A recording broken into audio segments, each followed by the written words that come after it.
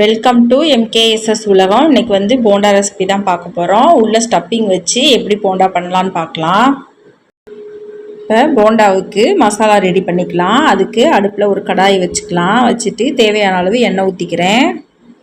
எண்ணெய் காஞ்ச உனையவும் அதில் கொஞ்சமாக கடுகு உளுந்த பருப்பு சேர்த்துக்கலாம். கடுகு நல்லா பொரியட்டும். கடுகு நல்லா பொரிஞ்சிருச்சு. சின்ன வெங்காயம் பொடியாக கட் பண்ணி வச்சுருக்கேன், அதை இதில் சேர்த்துக்கிறேன். நீங்கள் வந்து பெரிய வெங்காயம் கூட சேர்த்துக்கலாம், அதுவும் நல்லா தான் இருக்கும். தேவையான அளவு பச்சை மிளகா உங்கள் காரத்துக்கு ஏற்ற மாதிரி சேர்த்துக்கோங்க.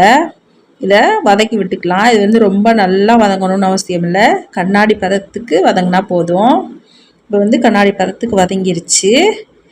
நான் வந்து 2 உருளைக்கிழங்க வேக வச்சுட்டு தோல் உரித்து மசிச்சு வச்சுருக்கேன், அதை இதில் சேர்த்துக்கலாம்.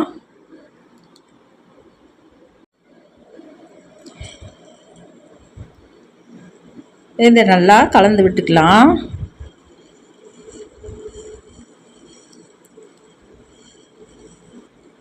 ஒரு ஸ்பூனு மஞ்சள்தூள் சேர்த்துக்கிறேன்.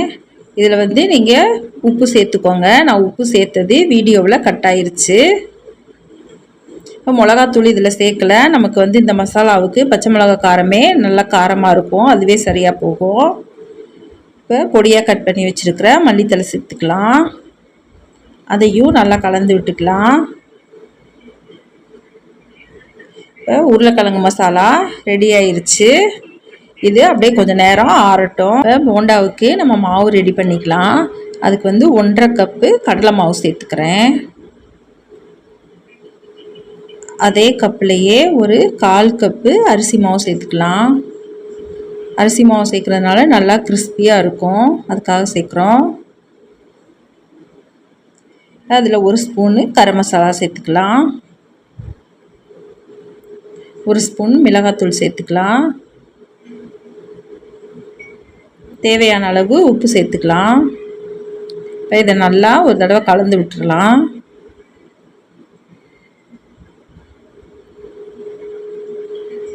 இப்போ தண்ணி கொஞ்சம் கொஞ்சமாக தண்ணி ஊற்றி நம்ம கரைச்சிக்கலாம் மாவை. ஒரு பஜ்ஜி மாவு பதத்துக்கு இதை கரைச்சி எடுத்துக்கலாம்.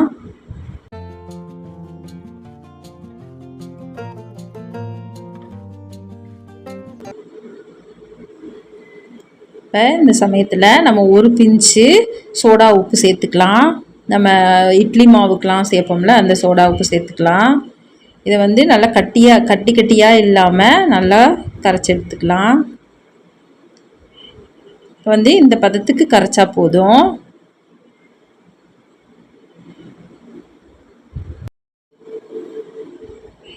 இப்போ மசாலா வந்து நல்லா ஆறிடுச்சு.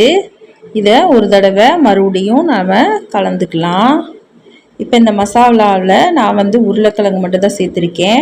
இது கூட இந்த சமயத்தில் நீங்கள் வந்து ஒரு 2 கேரட்டை நல்லா துருவிட்டு சேர்த்துக்கலாம். கேரட் வந்து நம்ம வதக்கணும்னு தேவையில்லை, சும்மாவே துருவி போட்டாலும் நம்ம போண்டா போடும்போது அந்த கேரட் வெந்துடும். இப்போ நம்ம இதை வந்து சின்ன சின்ன உருண்டையாக நம்ம உருட்டி வச்சுக்கலாம். இந்த சைஸ் தான் நான் வந்து உருட்டுறேன். பாருங்கள், இந்த சைஸ் தான். உங்களுக்கு வேணும்னா நீங்கள் இதை விட பெரிய சைஸாக கூட நீங்கள் உருட்டிக்கலாம், உங்கள் விருப்பம்தான் இந்த உருண்டையோட அளவெல்லாம். இப்போ நம்ம எல்லாத்தையும் இதே மாதிரி உருண்டை பிடிச்சி வச்சுக்கலாம்.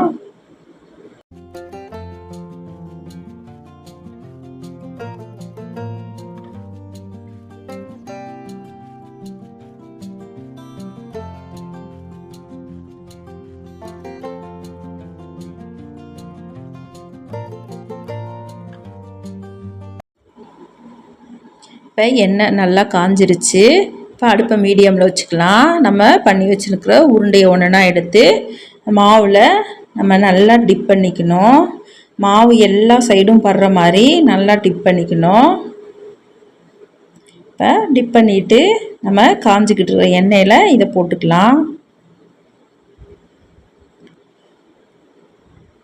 இப்போ எல்லா உருண்டையும் இதே மாதிரி நம்ம டிப் பண்ணி எல்லாத்தையும் போட்டுக்கலாம்.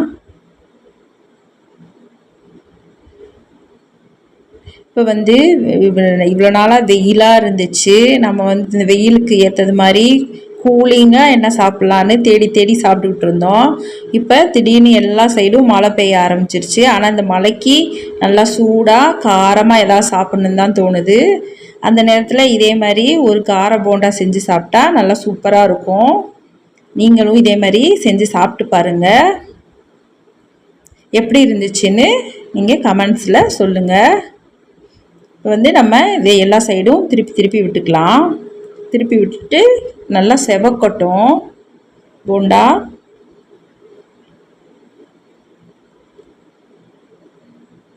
வீடியோ பிடிச்சிருந்துச்சுன்னா நீங்கள் வீடியோவுக்கு ஒரு லைக் பண்ணுங்கள். அப்போ தான் இது நிறைய ஷேர் ஆகும்.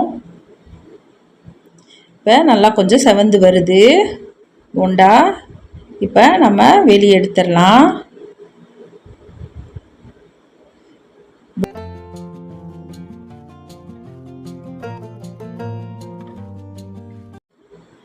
இப்போ மிச்சம் இருக்கிற மசாலா உருண்டை எல்லாத்தையும் நம்ம இதே மாதிரி போட்டு எடுத்துக்கலாம்.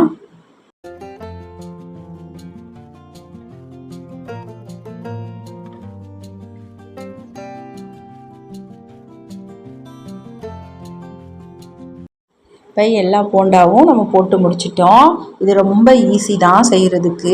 நீங்களும் இதே மாதிரி செஞ்சு சாப்பிட்டு பாருங்கள். நம்ம வீடியோ பிடிச்சிருந்துச்சின்னா வீடியோவுக்கு ஒரு லைக் பண்ணுங்கள், கமெண்ட் பண்ணுங்கள், சப்ஸ்கிரைப் பண்ணி சப்போர்ட் பண்ணுங்கள். நன்றி.